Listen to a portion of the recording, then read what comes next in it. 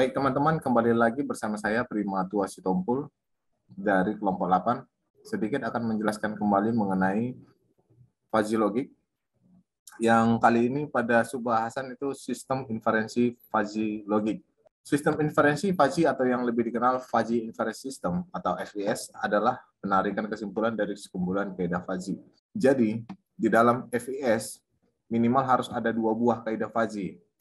Input FES, crisp input FES, crisp values, dan output FES, crisp values. Skemanya bisa teman-teman perhatikan pada gambar ini. Yang inputnya adalah dalam bentuk crisp values, diolah dalam fuzzy inference system, dan outputnya juga dalam bentuk crisp values. Sistem inferensi fuzzy adalah cara memetakan ruang input menuju ruang output menggunakan logika fuzzy.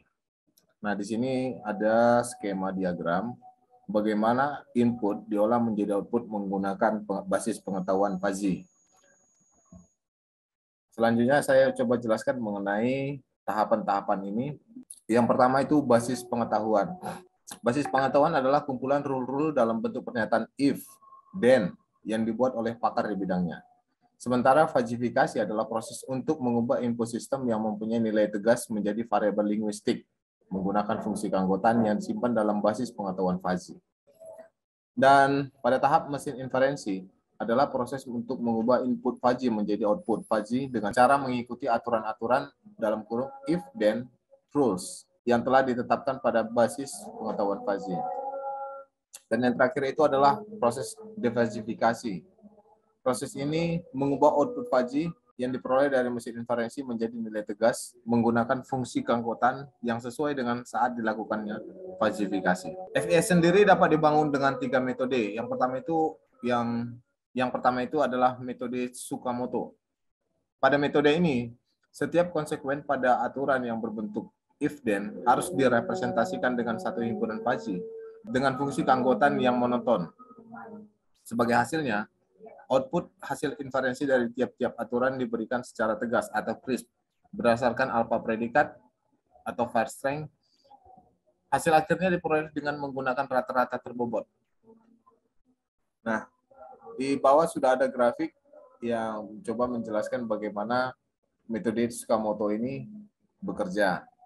Jadi secara umum, model bentuk fuzzy Tsukamoto adalah pada formula di bawah ini. Jika X adalah A, dan Y adalah B, kemudian Z adalah C, di mana A, B, dan C adalah himpunan fuzzy. Misalkan diketahui dua aturan sebagai berikut. Jika F adalah A1 dan Y adalah B1, maka Z adalah C1.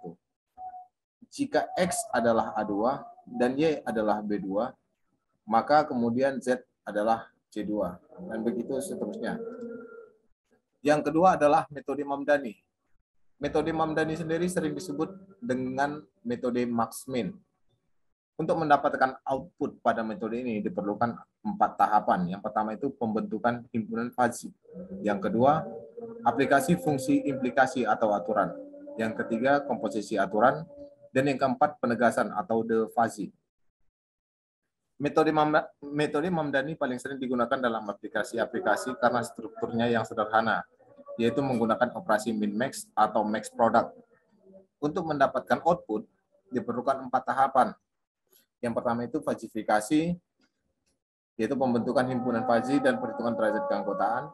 Yang kedua, aplikasi fungsi implikasi menggunakan fungsi min. Yang ketiga, komposisi antar rule menggunakan fungsi max atau max product.